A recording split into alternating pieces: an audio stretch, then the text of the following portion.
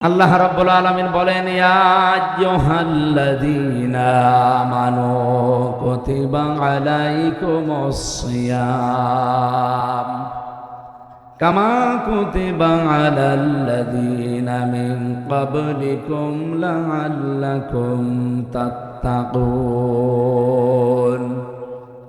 ওহে যারা ঈমানের দাবি করো, তাদের উপরে আমি রোজা লিখে দিলাম। শুধু তোমাদের উপরে না, এর পূর্বে যত নবী পাঠিয়েছি প্রতিটি নবীর উম্মতের উপরে রোজা এটা ফরজ ছিল। তার মানে রমজান নামক রোজা নামক সিয়াম নামক যেটা, এটা শুধু আমাদের জন্যই না, আমাদের পূর্বে যত মানুষ এর উপকার তারাও পেয়েছে। রোজার উপকার সবচাইতে বেশি মানব দেহের জন্যে। আমি এই তথ্যটা এর আগেও যেখানে কথা বললাম ওখানে শুনিয়েছি। 2017 সালে জাপানের চিকিৎসা বিজ্ঞানের উপরে নোবেল পেয়েছে একজন বিজ্ঞানী, ইউশোনিয়া ওসামিওর নাম। এই লোকটা ওরা শরীরের ভেতর থেকে একটা জিনিস বের করতে পেরেছে তার গবেষণায়, যে 2 কোটির উপরে আমাদের পুরা 3.5 হাত বডির ভেতরে কোষ আছে। কি আছে? কোষ। কয়কার? ওই পেট কাটা মধ্যাংশ। এই কোষগুলোর পাশাপাশি মানুষ যদি খাবার বেশি খেতে থাকে, আরো নতুন নতুন কিছু কোষ ওর পাশে তৈরি হয়। ওই কোষ তৈরি হওয়ার পরে 2টা ক্ষতি সামনে দেখা দেয়। 1 নম্বরে শরীরের বিভিন্ন জায়গায় টিউমার দেখা দেয়। টিউমার হয় না? 2 নম্বরে তার ক্যান্সার বাড়তে থাকে। বিজ্ঞান এখন দেখাচ্ছে আমাদের শরীরের শুধু রক্তের ভেতরে 5.5 কেজি রক্ত আছে আমার শরীরে। কত? 5.5 কেজি রক্ত মাথা থেকে পায়ের তালু পর্যন্ত চলতেছে। কমপক্ষে 1 ঘন্টায় 82 কিলোমিটার দ্রুত গতিতে চলে। আপনি আছেন তো না ঘুমিয়ে পড়লে? যেহেতু আপনার কর্মের মানুষ, সারাদিন মাঠে ঘাটে বিভিন্ন জায়গায় কাজ করেছেন, এখন ঘুম আসা স্বাভাবিক। তারপরও অন্তত একটা ক্লাস নেওয়ার মতো 45 মিনিট জেগে থাকতে পারবেন না? এই যে খাবারের কারণে যে কোষগুলো তৈরি হচ্ছে, এই বিজ্ঞানী জানাচ্ছে যে কেউ যদি বছরে 12 মাসে 30 দিন, 12 মাসে 6365 দিনের ভেতরে মাত্র 30 দিন দিনের বেলা যদি না খেয়ে থাকতে পারে, তাহলে তার যে অতিরিক্ত কোষগুলো তৈরি হয়েছে, যার দ্বারা ক্যান্সার হয়, টিউমার হয়, যে আসল যে কোষ আল্লাহ শরীরে দিয়েছে 2 কোটির উপরে, ওইগুলো ওই কোষ আস্তে আস্তে খেয়ে ফেলে। 30 দিন একাধারে না খেয়ে থাকতে পারলে একটা কোষ আর অতিরিক্ত থাকে না। সব আল্লাহ যেটা দিয়েছে ওইটা বাদে আর একটাও শরীরে থাকবে না। তার মানে ক্যান্সারের ঝুঁকিও কমে যাবে, টিউমারের ঝুঁকিও কমে যাবে। তাহলে রোজার যত উপকার আল্লাহ দিয়েছেন পৃথিবীতে, তার 1 নাম্বার উপকার এইটা। রব্বুল আলামিন রোজার উপকারের জন্য আরো শুনিয়েছেন, ইয়াউমা নাহশুরুল মুজরিমিনা মুত্তাকিনা ইলার রহমানি ওয়াফদা। সূরা মারিয়ামের ভেতরে আল্লাহ বলেন, কিয়ামতে যেদিন মানুষকে আমি হাজির করব, ওই দিন শুধুমাত্র যারা রোজা রাখার দ্বারা মুত্তাকি হয়েছে, তাকওয়া অবলম্বন করেছে, আল্লাহ ভীতি অর্জন করতে পেরেছে, এই মানুষগুলোকে আমি আল্লাহ নিজে আমার বাড়িতে মেহমানদারি করাবো। আল্লাহর বাড়ি কোনটা বলেন তো? আরশ। বলেন বলেন। এই আরশে আল্লাহ 7 প্রকার মানুষকে আশ্রয় দান করবেন, কিন্তু 1 প্রকার মানুষ আছে, তাদেরকে আল্লাহ মেহমান হিসাবে মাছের কলিজা দিয়ে খাওয়াবেন। একটা জান্নাতে প্রবেশ করতে, ওই জায়গায় প্রবেশ করতে হলে আল্লাহর একটা দরজা আছে, তার নাম রায়আন। এটা শুধু যারা রোজা রেখেছে দুনিয়ায় তারা ওই দরজা দিয়ে প্রবেশ করতে পারবে। রোজাদারের মর্যাদার সম্মান আল্লাহ পাক বলেন এত বেশি দিয়েছি। নবীজি বলেন রোজাদারের সম্মানে এই যে মুখে যে না খাওয়ার কারণে গন্ধ তৈরি হয়, এই গন্ধটাও আমার আল্লাহর কাছে মেশক আম্বরের মতো লাগে। রোজাদারকে যদি কেউ সম্মান দেয়, আমার আল্লাহ পাক বলেন আমি তাকে মাফ করে দেই যদি তার ঈমানটা থাকে।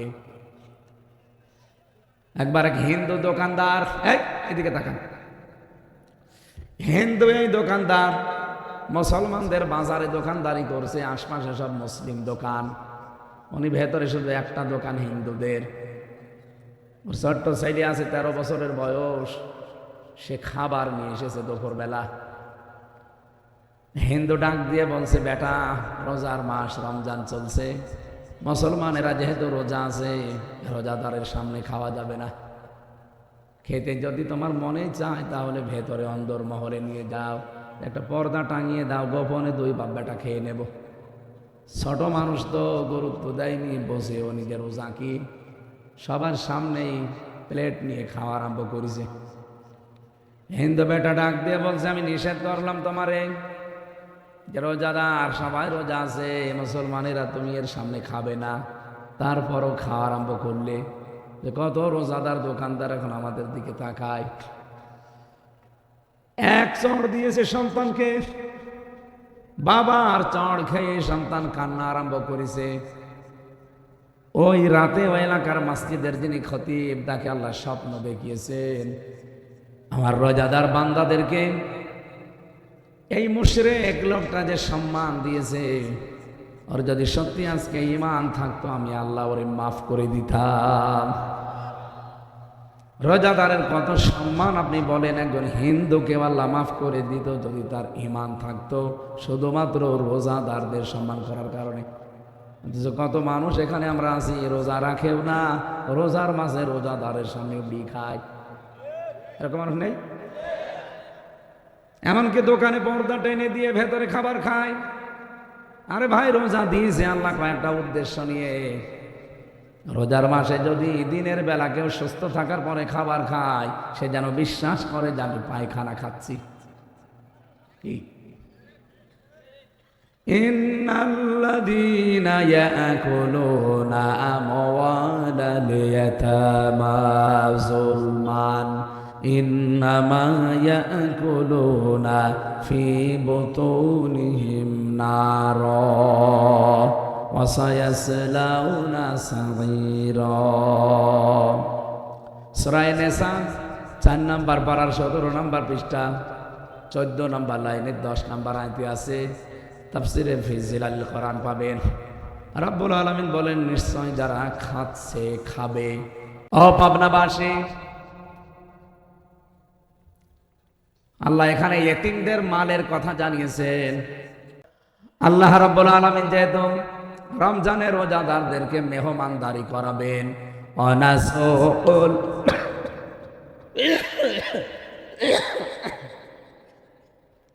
সুকুল মুজরিমিনা ইলা জাহান্নামা ওয়িরদা। আল্লাহ পাক বলেন, জাহান্নামে আমি আশ্রয় দান করব, ক্ষুধার্ত অবস্থায় ধাক্কাতে ধাক্কাতে নিয়ে যাব। এই আয়াতটা পড়ার পরে আমার তাফসিরে পড়েছি যে রোজা দিয়েছে আল্লাহ ধনীদেরকে ক্ষুধার জ্বালা বোঝার জন্য গরিবের। এই জন্য যারা রোজা রাখে না, এই মানুষগুলোকে আল্লাহ জাহান্নামে যখন দেবে, এদেরকে শুধুমাত্র দেবে না, ক্ষুধার্ত অবস্থায় ধাক্কাতে ধাক্কাতে নিয়ে যাবে। জান্নাতের দরজা কিন্তু সব সময় উন্মুক্ত থাকে। রমজান মাসে রমজান শুরু হলে জান্নাতটা আল্লাহ সাজিয়ে পুরা জান্নাতের দরজাগুলো এমনিতেই উন্মুক্ত থাকে, আরও সাজিয়ে বিউটিফাই করা হয়। কিন্তু জাহান্নামের ক্ষেত্রে জাহান্নামের দরজা সব এমনিতেই বন্ধ থাকে, এটা আরো ভাবে ভালো করে বন্ধ করা হয়। আমি এটা জেলখানায় যাবার পরে আয়াতটা বুঝেছিলাম। ওয়াসিকাল্লাযীনা কাফারু ইলা জাহান্নামা যুমারা হাত্তা ইযা জাউহা ফুতিহাত আবওয়াবুহা ওয়াকাল। এই আয়াতের বাংলা শোনেন, একটু বুঝবেন। আল্লাহ বলেন, যারা কাফের কিয়ামতে তাদেরকে ফেরেশতারা ধাক্কা দিতে দিতে জাহান্নামে নিয়ে যাবে। জাহান্নামে যাবার পরে ফেরেশতা দারওয়ান যিনি আছে, মালিক, উনি জাহান্নামের দরজা খুলে দেবে। তার মানে আয়াত থেকে বোঝা যায় জাহান্নামের দরজা খোলা না, বন্ধ। এটা 24 ঘন্টায় বন্ধ থাকে। যখন কেউ যায় তখন খুলে দেয়, এরপরে ওখানে প্রবেশ করলে আবার আটক করে দেয়। আপনি তামাম দুনিয়ার জেলখানার নিয়ম কিন্তু এইটাই। যখন জেলে মানুষ নিয়ে যাবেন, গেটে যাবার পরে তালা খুলে দেবে, ভেতরে ঢুকে আবার তালা লাগিয়ে দেবে। আমি সে 5 পাস করার পর 1992 সালে যেহেতু আমার জন্ম, 5 পাস করতে খুব বেশি হলেও 10-11 বছর বয়স ছিল আমার ওই সময়, নাকি? এই 10-11 বছর বয়স থেকে আমি কোরআনের পেছনে লেগে আছি। তো এই আয়াতটা আমার এতদিনও বুঝে আসে নাই। এই জেলে যাওয়ার পরে জেলখানার যে গেট আছে, গেটের আয়াত সাথে মিলালাম যে জাহান্নামের কথা আল্লাহ যেখানে বলেছেন সেখানে জাহান্নামের দরজাগুলো বন্ধ থাকে। আল্লাহ পাক আমরা আজকে যেখান থেকে বের হয়ে আসছি এ দরজাও তো সব সময় দেখি বন্ধ। 24 ঘন্টা একজন ওখানে বসে থাকে, শুধু 8 ঘন্টা পরে পরে ডিউটি পাল্টায়। জাহান্নামের দরজা আর কাফেরদের জন্য আল্লাহ জাহান্নামকে একটা উল্লেখ দিয়েছেন, ওয়াজআলনা জাহান্নামা লিল কাফিরিনা হাসীরা। কাফেরদের জন্য জাহান্নাম এটা হচ্ছে কারাগার। কি বলেন বলেন? কারাগারের দরজা সব সময় বন্ধ, জাহান্নামের দরজাও সব সময়। বলেন বলেন? কেউ গেলে তখন দরজা খুলে দেয়, প্রবেশ করার পরে আবার লাগিয়ে দেয়। জাহান্নামের সিস্টেম এইটাই। কিন্তু জান্নাতের দরজা আল্লাহ বলেন খোলা থাকবে সব সময়। জান্নাতের কোনো দরজা কোনো দিনের জন্য বন্ধ থাকে না। এজনের পরে 2 আয়াত পরে আল্লাহ এই ঘোষণাটাই দিয়েছেন, ওয়াসিকাল্লাযীনা তাকাউ রাব্বাহুম ইলাল জান্নাতি যুমারা হাত্তা ইযা জাউহা ওয়া ফুতিহাত আবওয়াবুহা ওয়া ক্বাল। আমি কিন্তু আগের আয়াত পড়ার সময় ওয়া ফতিহাত বলি নাই, কারণ ওখানে ওয়া নেই। জাহান্নামের কথা বলতে গিয়ে আল্লাহ ওয়াটা লাগাননি, কিন্তু জান্নাতের কথা বলতে গিয়ে আল্লাহ ওয়া মাঝখানে দিয়েছেন। যারা তাকওয়া অবলম্বন করে জীবন চালাবে, আর রমজান এসেছে তাকওয়া দেওয়ার জন্য। কথা বলেন না কেন? রমজান এসেছে আপনাকে খোদা ভীতি দেওয়ার জন্য, আল্লাহর ভয়। কি ভয় করে মানুষ রমজান পালন করে দেখেছেন, জায়েজ স্ত্রী, তারপরও মানুষ ব্যবহার করে। কথা বলেন না কেন? খোদার যন্ত্রণায় আমার ফেটে যাচ্ছে কলিজা, অথচ খাবার রয়েছে, পানি আছে। মাগরিবের আগে মানুষ কেউ খেতে চায় না, 1 মিনিট আগেও মানুষ খেতে চায় না যে আমার রোজা নষ্ট হয়ে যাবে। এই যে আল্লাহকে না দেখে যে ভয়টা আপনি পেয়েছেন, আল্লাহ এইটা নিয়ে ফেরেশতাদের সামনে আপনার নামে গর্ব করে। এই দেখ, তুই যে মারাতে নিষেধ করছিলি হামজাকে, দেখ তো আমাকে না দেখে কি সুন্দর বিধান পালন করছে। জায়েজ স্ত্রী ছিল, ব্যবহার করে নাই আমার ভয়ে। খাবার ছিল বৈধ, খাই নাই আমার ভয়ে, শুধু আমার নিষেধ। এই কারণে আমার হামজা যদি এত ভয় করতে পারে, আমি আল্লাহ তাকে আমার এই মুহূর্তে সিদ্ধান্ত নিলাম, ওর পেছনের যত অপরাধ ছিল আমি আল্লাহ মাফ করে পোড়াটা নেকি দিয়ে পাল্টিয়ে দিলাম। এই জন্য রোজা যারা রাখবে, যেদিন ঈদের দিন বাড়ি যাবে, মনে হবে ওর মা কেবল তাকে জন্ম দিয়েছে, প্রসাব করেছে। বলেন সুবহানাল্লাহ। একটা গোনাও বাকি থাকবে না, কিন্তু রোজা হওয়া লাগবে রোজার মতো। খলিফাতুল মুসলিমিন হযরত ওমর ঈদের দিন, এই যে ঈদুল ফিতরে, তিনি দরজা বন্ধ করে সকালবেলা অঝর নয়নে কাঁদতেছিলেন। হযরত আবু যর বলেন, আমি তার বাড়িতে গিয়ে ডাক দিলাম, খলিফাতুল মুসলিমিন। দেখি না দরজা বন্ধ, কান্নার আওয়াজ আসে। দরজা খুলে দিয়ে দেখি ওনার দাড়ি বেয়ে বেয়ে পানি পড়ছে। ডাক দিয়ে বললাম, খলিফাতুল মুসলিমিন, আজকে ঈদের দিন, ঈদ মানে আনন্দ, ঈদ মানে খুশি। আপনি বাইরে বের হয়ে দেখেন সবাই কত আনন্দে আছে, আপনি কেন কাঁদেন ঈদের দিন? হযরত ওমর বলে, আবু হুরায়রা, ঈদের দিন খুশির দিন তাদের জন্য যাদের একটা মাস রোজা কবুল হয়ে গেছে। আমি ওমর এখনো পর্যন্ত কোনো সুসংবাদ পাইনি যে আমার রোজা কবুল হয়েছে। যদি হয় আমিও আনন্দ করব, কিন্তু আমি এখনো জানতে পারি না যে আমার রোজা কবুল হয়েছে। এই জন্য রমজান আপনার গোনা মাপের জন্যে, রমজান আপনার জীবনের অভাব দূর করার জন্যে আমার আল্লাহ উপহার দিচ্ছে। রমজান পেয়েও যারা রোজা রাখে না, তাদের জীবনের অভাব আল্লাহ দূর করবে না। বলেন তো, অভাব দূর করার মালিককে?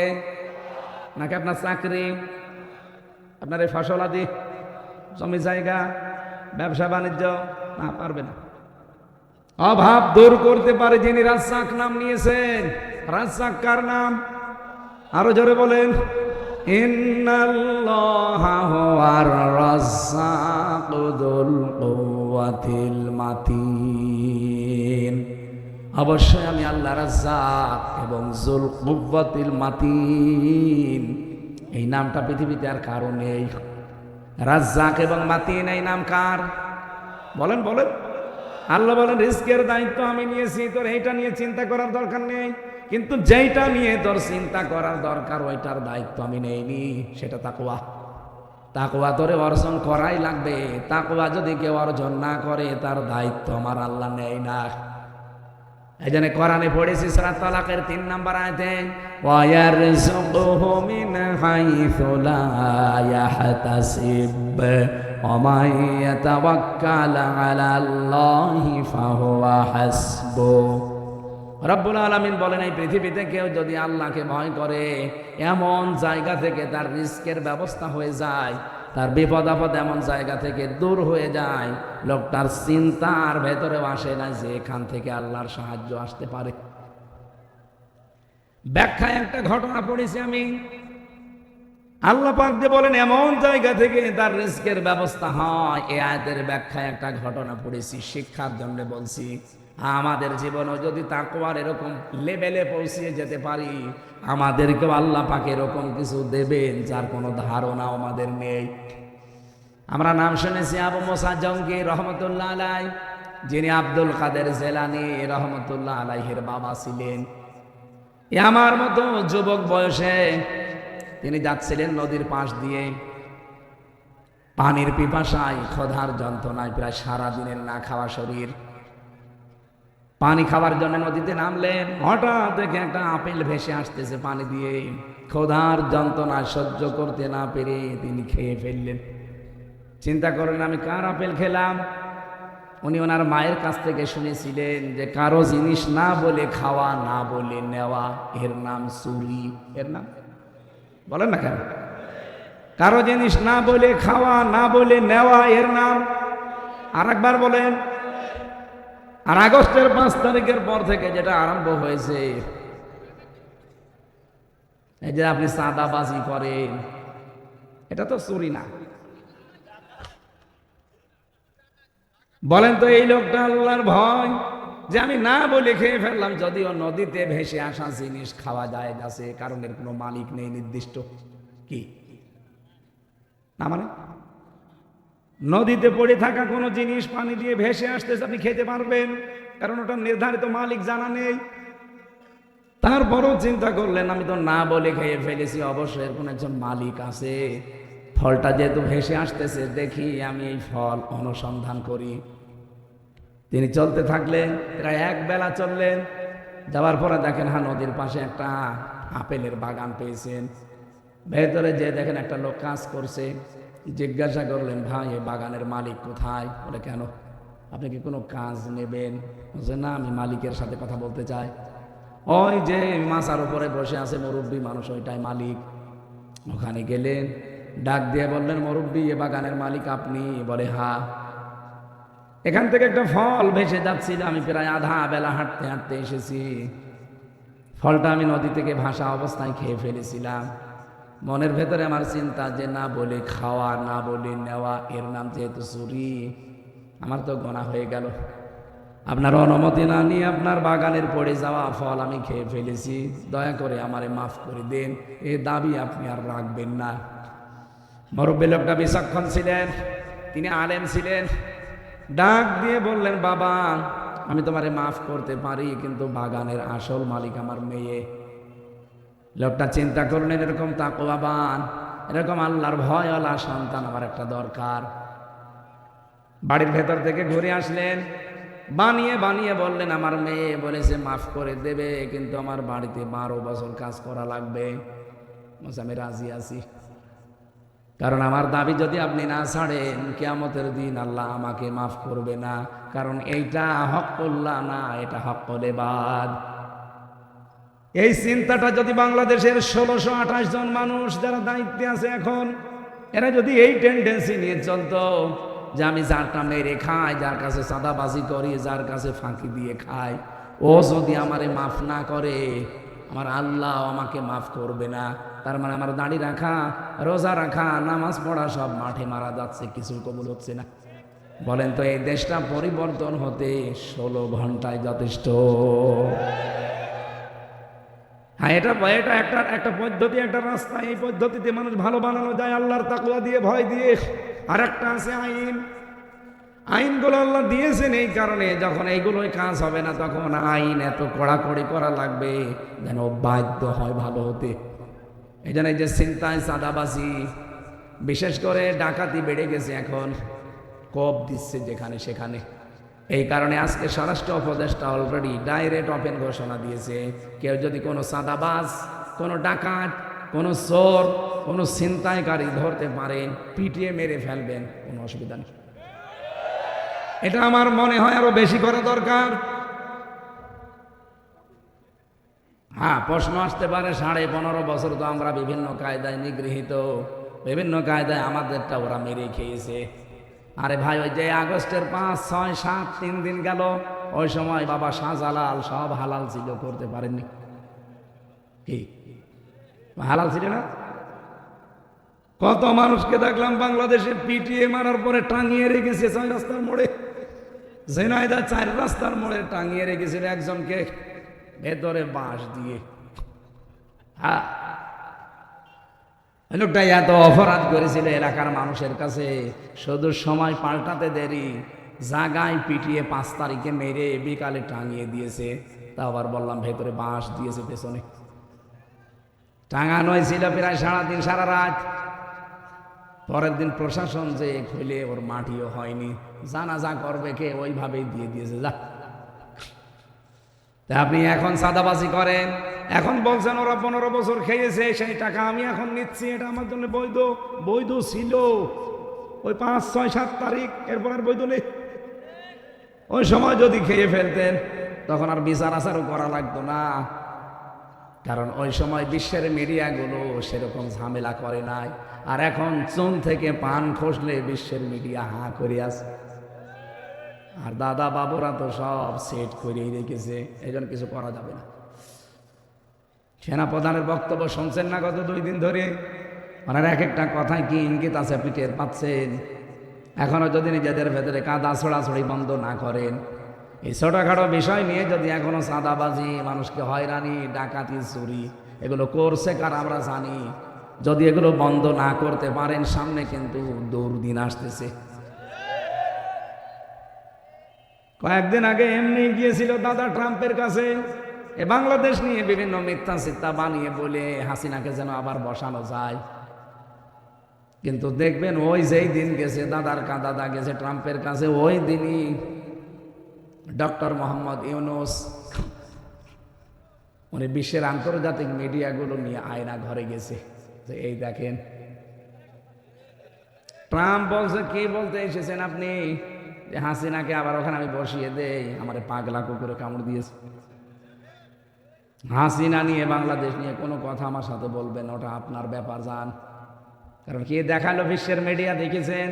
আমি যদি এখন উল্টা পাল্টা করি তামাম দুনিয়া আমার পেছনে লেগে যাবে। টাম জাতে মাতাল হলো তাহলে ঠিক আছে। ওরা কিন্তু প্রায় কমপক্ষে 27টা ইস্যু তৈরি করেছিল বাংলাদেশকে অস্থিতিশীল করার জন্য। আল্লাহর দয়া যে একটাও হালে পানি নেয়নি, সামনে আর নেবেও না যদি আমরা একটু সতর্ক হই। এই জন্য চাঁদাবাজি, মানুষের জিনিস চুরি করা, ডাকাতি করা, কোপ দেওয়া, ছিনতাই করা, এটা একটু থামেন ভাই, একটু বন্ধ করেন। হাঁ করে আছে বাংলাদেশ সম্পর্কে বিশ্বের মিডিয়াগুলো। বড় বড় দাদা বাবু যারা, মোড়ল যারা, প্রতিবেশী হিসাবে এমন মানুষদেরকে আমরা পেয়েছি, মানুষের প্রতিবেশীর কাছে একটা আশ্রয় পায়, আর আমরা খালি বাস পাই। ওরা আমাদের ঘর, আল্লাহর ঘর, মসজিদগুলো ভেঙ্গে ভেঙ্গে মন্দির বানায়, বলে এখানে 100 বছর আগে, 500 বছর আগে মন্দির ছিল। দুনিয়ায় মাটির নিচে মানুষ কেউ তেল পায়, গ্যাস পায়, সোনা পায়, রূপা পায়, আর ওই শয়তানরা শুধু মন্দির পায়। তাও যেখানে সেখানে মন্দির পায়, শুধু মসজিদের নিচে। আঘাত থেকে গোড়া পর্যন্ত যদি পিটানো যেত, ও মন্দির জীবনের মতো পাইত। আল্লাহর ঘরে হাত দিয়ে আপনাদের দাদারা, সে আব্রাহা, কাসফিন মাকুল হয়ে গেছে, মাটির সাথে মিশে। কথা বলে না কেন? আপনারা আমাদের প্রতিবেশী, সত্য কথা বলতে চাই না, আপনারা থামেন। আমরা হিন্দুদেরকেও ভালোবাসি, কিন্তু উগ্র যারা জঙ্গি হিন্দু তাদেরকে আমরা ভালোবাসি না। কথা বলেন। আর এরাই বিশ্বের মিডিয়াগুলোকে আমাদের সম্পর্কে বলে এই দেশে নাকি আমরা সংখ্যালঘু নির্যাতন করি, এই দেশে নাকি রোজা আর পূজা একসাথে হয় না। এবারটা হবে রোজা আর পূজা একসাথে। আমাদেরকে বলে এই দেশে জঙ্গি বেড়ে যাচ্ছে। কয়দিন এটা তৈরি করেছিল, কিন্তু এই 2-3 দিন আগে যে নবীকে গালি দিয়েছে রাখাল রাহা, এমনি না, এর পেছনে একটা ষড়যন্ত্র আছে। ও নবীজিকে গালি দিয়েছে, আমরা যেন উত্তেজিত হয়ে একটু কিছু করি, ওটা বিশ্বের মিডিয়ায় দেখিয়ে হাসিনা বলবে এই দেখেন বাংলাদেশের জঙ্গি আবার বেড়ে গেছে, আর দাদা তো কাছে আছে। এই জন্য দেশের মানুষ ধৈর্যের পরিচয় দিয়েছে। হ্যাঁ, আমরা সর্বোচ্চ দাবি জানাই, এই দেশে ডক্টর মোহাম্মদ ইউনুস, 2 জন নবীর নাম আপনার, মোহাম্মদ আর ইউনুস, আপনি 2 নবীর নাম নিয়ে বসে আছেন, তো কিছু করবেন না? আগামীতে যদি বিশ্ব নবী না, যে কোনো নবীকে কেউ অসম্মান করে গালি দেয়, একটাই শাস্তি, ফাঁসি দেওয়া লাগবে। আপনারা আছেন না এই দাবির পক্ষে? কারা আছেন? লিল্লাহে তাকবীর। দেখেন তো হাত তোলেনি কে?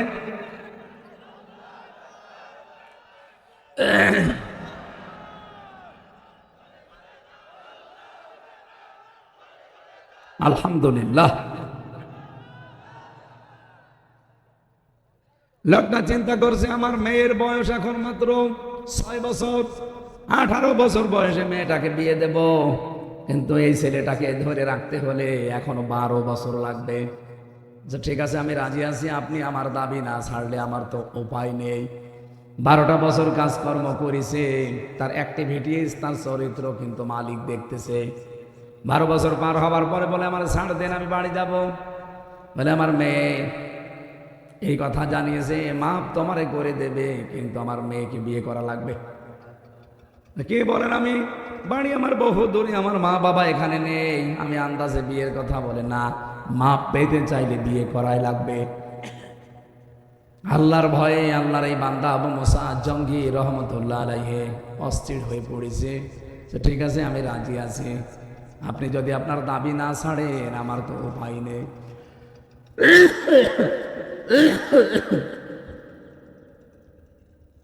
ডাক দিয়ে বলছে, বাবা তুমি যে বিয়ে করবা, আমার মেয়ে কিন্তু অন্ধ, বোবা, ন্যাংড়া, কি বলেন আপনি?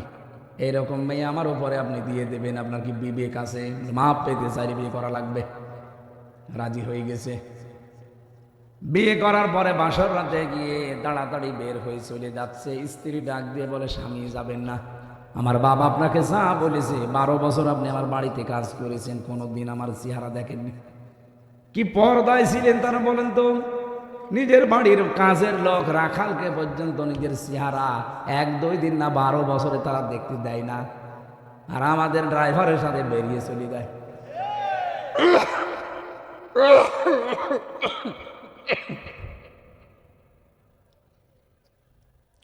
কুষ্টিয়াতে সেদিন এক লোক ভাড়া থাকে, গোশত বিক্রি করে খায়, তার নিজের বউ ছেলে মেয়ে আছে, ব্যবসার খাতিরে এখানে থাকে। যে বাড়িতে ভাড়া আছে ওই বাড়ির মালিকের বউর সাথে কিভাবে যেন গোশত দেওয়া নেওয়া করে লাইন করিস করে ওই বাড়ির মালিকের কাছ থেকে যা পেয়েছে সব নিয়ে ওই গোশতওয়ালার সাথে বউটা চলে গেছে আল্লাহর রাস্তায়।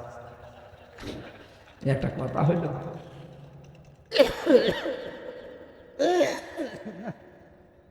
এইভাবে তো কথা বলা কঠিন হয়ে যাচ্ছে।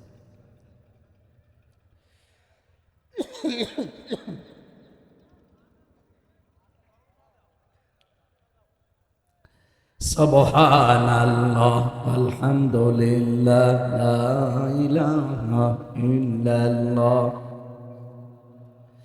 লা ইলাহা ইল্লাল্লাহ, মুহাম্মাদুর রাসূলুল্লাহ। ও পাবনাবাসী, আল্লাহর বান্দা শেষ পর্যন্ত দাঁড়িয়েছে। স্বামী আমার বাবা বলেছিল আমি অন্ধ, আসলে আমি এই চোখ দিয়েই প্রাপ্তবয়স্ক হওয়ার পর থেকে কোনো পরপুরুষকে আমি দেখি নাই। মেয়েরা প্রাপ্তবয়স্ক হয় তখন যখন তাদের শরীর খারাপ হয়, তার মানে হায়েজ আসে। এই জন্য মেয়েরা যদি হায়েজ আসার আগ পর্যন্ত নামাজ রোজা না করে গুনাহ হবে না। কিন্তু যেদিন হায়েজ শুরু হবে ওই দিন থেকেই তারপরে তারে নামাজ আর রোজা মাস্ট বি ফরজ রাখাই লাগবে। আমি আশা করে বোঝাতে পেরেছি। সম্মানিত মা বোনেরা, আপনাদের রোজা এবং নামাজ ফরজ হওয়ার নির্ধারিত একটা সময় বললাম, এটা যদি 8 বছরে হয় 8 বছর থেকে, 10 বছরে হয় 10 বছর থেকে, যদি 15 বছরে হয় 15 বছর থেকে।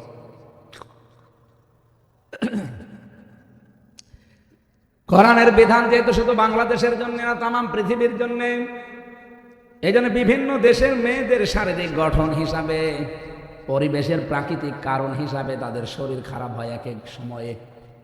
আপনি ইরানে যাবেন, তখন দেখবেন 15 বছরে না ওদের শারীরিক গঠন হিসাবে 9-10 বছরে শুরু হয়ে যায় ওদের নামাজ। আমি এই প্রাপ্তবয়স্ক যেই দিন হয়েছি ওই দিন থেকে আজকের দিন পর্যন্ত আমার চোখ দিয়ে কোনো দিন আমি অবৈধ কোনো জিনিস দেখি নাই। তার মানে এর আগে পর্যন্ত হয় আমার পর্দাও ফরজ ছিল না, আর আমার চোখের পর্দাও ছিল না, এই জন্য আমি বিভিন্ন জিনিস দেখতাম, কিন্তু এরপরে আমি আর দেখি নাই। আমার বাবা যে বলেছিল আমি বোবা, আমি এই জবান দিয়ে প্রাপ্তবয়স্ক হওয়ার পর থেকে আমি আর কোনোদিন গেবোধ করি নাই। আর মেয়েদের এখন গেবোধ সঙ্গের সাথী, এক জায়গায় বসলে শুধু ওরা গেবোধ করে। মা বোনেরা, গেবোধ বাদ দেবেন, দরকার চুপ থাকবেন। মান সমাতা না যা, নবীজি বলেন যে চুপ থাকে সে নাজাতের একটা পথ পায়। বলেন সুবহানাল্লাহ। আর আপনি আন্দাজে যে বক বক করতেই থাকেন, 100টা কথা বললে যে 2-5টা মিথ্যা হয়ে যায়, এমন মানুষ নেই? চার দোকানে বেশিরভাগ যারা দেখবেন গল্প করে, 100টা কথা বললে আমার মনে হয় 98টা মিথ্যা কথা। কি গেজানো গেজায় দেখিস, মানে ওর মতো মানুষের দুনিয়ায় আর নেই। আমার বাবা বলেছিল আমি ন্যাংড়া, আমার পা দিয়ে এমন কোনো অবৈধ কাজে আমি হেঁটে যাইনি। আমার বাবা যা যা বলেছে এই কারণে। নিয়ে গেলেন স্ত্রীকে, যেহেতু ওই লোকটার মেয়ে একটা আর বিশাল বাগান, বলেন তো রাজকন্যা সহ। আমি কিতাবে পড়েছি আব্দুল কাদের জেলানির জীবনী, ওই জামানায় সব চাইতে নাকি সুন্দরী মেয়ে ছিল হযরত আব্দুল কাদের জেলানির মা। এই মেয়েটা সহ একেবারে রাম রাজত্ব তিনি পেয়ে গেলেন। ওই সময় যদি আল্লাহকে ভয় না করে, কিসের আপেল খেলাম, চা খেয়েছি বাবা শাহজালাল সব হালাল, এই মনে করে যদি কিছু মনে না করতেন, বলেন তো আপনি তার কপালে এগুলো জড়তো সামনে। যদিও তার কষ্ট হয়েছে, কিন্তু একেবারে আল্লাহ সব কিছু তার আন্ডারে এনে দিলেন। বউ দিয়েছেন সেরকম, সম্পদও দিয়েছেন সেরকম। এই মায়ের পেটে এসেছিল আব্দুল কাদের জেলানি। এই জন্য ছেলে মেয়ে ভালো এমনি হয় না, তাকওয়া অর্জন করা লাগে মা এবং বাবা দুইজনকেই। কি তাকওয়া অর্জন করেছিলেন আব্দুল কাদের জেলানির মা, বলেন তো? প্রাপ্তা বয়স্ক হওয়ার পর থেকে চোখ দিয়ে হারাম কোনো জিনিস দেখেননি, কান দিয়ে হারাম কোনো কথা শোনেননি, জবান দিয়ে কোনো হারাম কথা বলেননি, পা দিয়ে কোনো হারাম কাজে যাননি। এইরকম একটা মেয়ের পেটে এসেছে আব্দুল কাদের জেলানি। এরপরেও তিনি মাকে মাঝে মাঝে বলতেন, মা তুমি আমাকে পেটে নিয়ে কি কোনো হারাম কাজ করিছো? মা বলছে, কি বললে? বলতাম না, আমি যা পড়ি আমার একটাও মনে থাকতে চাই না, আমার মনে হয় তুমি আমাকে হারাম কাজ কোনো করিয়েছো পেটে নিয়ে। মা বলছে, বাবা আমার এরকম কোনো কথা মনে নেই, তবে পেটে নিয়ে আমি তো নানির বাড়িতে ছিলাম, উঠানের উপরে আষাঢ় ছিল নাড়ি দেওয়া, রোদে শুকাতে দিয়েছিল, আমি তো আপন নানির এটা মনে করে খেয়ে ফেলেছিলাম। আমার পেটে যখন তোর বয়স প্রায় 9 মাস, পরবর্তীতে শুনলাম যে ওটা তোর নানির না, পাশের বাড়ির একজন এটা শুকাতে দিয়েছে রোদে। ও বাবা আব্দুল কাদের, মানুষের সম্পদ আমি যেহেতু না বলে খেয়ে ফেলেছি, ওই প্রভাব মনে হয় তোর মেধার উপরে পড়েছে, এই কারণে তোর পড়া মনে থাকে না। সম্মানিত মা বোন কোথায় আছেন আপনারা আমি জানি না। চিন্তা করেন, এত পরহেজগার মহিলা, তার পেটে যদি এই সন্তান আসতে পারে, এটা মানুষের জিনিস না বলে খেয়েছিল, এ কারণে যদি মেধার উপরে প্রভাব পড়ে সন্তানের, আর এর কারণে যদি সন্তানের লেখাপড়া মনে না থাকে, আমাদেরকে যারা পেটে নেয় তারা কত কিছু না বলে খেয়ে হজম করে ফেলে। এমনি আসবে আপনার পেটে আব্দুল কাদের জেলানির মতো সন্তান। পেট ঠিক করা লাগবে। মেয়েদের এই কয়েক ইঞ্চি পেট, এটা এত দামি জায়গা, এত দামি জায়গা। পৃথিবীতে আল্লাহর নবীকেও আল্লাহ কিন্তু এই কয়েক ইঞ্চি পেটের ভেতরে পাঠিয়েছে। কত মানুষ আপনার পেটের দিকে, পিঠের দিকে নজর দেয়, সবার নজর ভালো। বলে হুজুর আমি ভালো নজরে তাকাই, এটা একটা টাটকা সাজ।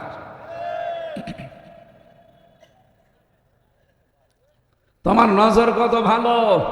বিশ্ব নবী বাড়িতে এসে দেখলেন নিজের স্ত্রী হযরতে আয়েশা এবং তার বাবা আবু বকর সিদ্দিক দুইজন এক জায়গায় বসে গল্প করছে। নবীজি দূর থেকে অনেকক্ষণ পর্যন্ত দেখলেন দৃশ্য। কাছে যাওয়ার পরে বললেন, তোমরা দুইজন এক জায়গায় যখন বসে বাপ আর মেয়ে গল্প করছিলে, আমি নবী দেখতে পেলাম শয়তান তোমাদের মাঝে বসে ওয়াসওয়াসা দিচ্ছে। আর চিন্তায় আনতে পারেন, বাপ আর মেয়ে এমনিতেই তো এরকম কথা চিন্তাও করা যায় না, তারপরও তারা জান্নাতি মানুষ। হযরতে আবু বকর তো জান্নাতের সার্টিফিকেট জিন্দা অবস্থায় পেয়েছেন, আর তার মেয়ে হযরতে আয়েশা, তার নামে কোরআনে আল্লাহ 13টা আয়াত নাযিল করেছে তার চরিত্রের ব্যাপারে। সুবহানাল্লাহ বলতে পারে। এই মানুষের মাঝে যদি শয়তান বসে বসে ধোঁকা দিতে থাকে, ওয়াসওয়াসা দিতে থাকে, কারণ নবীজি শয়তান দেখতে পেতেন। আমরা ভাবির সাথে গল্প করি, শয়তান কিছুই করে না।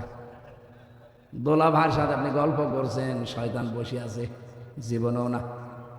নবীজি বলেন একজন ভাবি দেবরের কাছে মরণের সমতুল্য, একজন শালী দোলা ভাইয়ের কাছে মৃত্যু সমতুল্য। মরণকে যেভাবে ভয় পাও, শালী দেখলে ভাবি দেখলে ওইভাবে ভয় পাবা।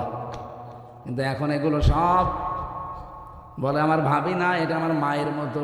কি করে মায়ের মতো হয়? আপনার বড় ভাই মরে গেলে তো আপনি নিজেও বিয়ে করতে পারবেন, মাকে কোনোদিন কেউ বিয়ে করতে পারে? কেন এই কথা বলেন? এটা শয়তানি। এটা কি শালী না, এটা আমার বোনের মতো। কিসের বোন আপনার? তার সাথে পর্দা করা ফরজ। নামাজ যেমন ফরজ, রোজা রাখা ফরজ, পর্দা করা কি?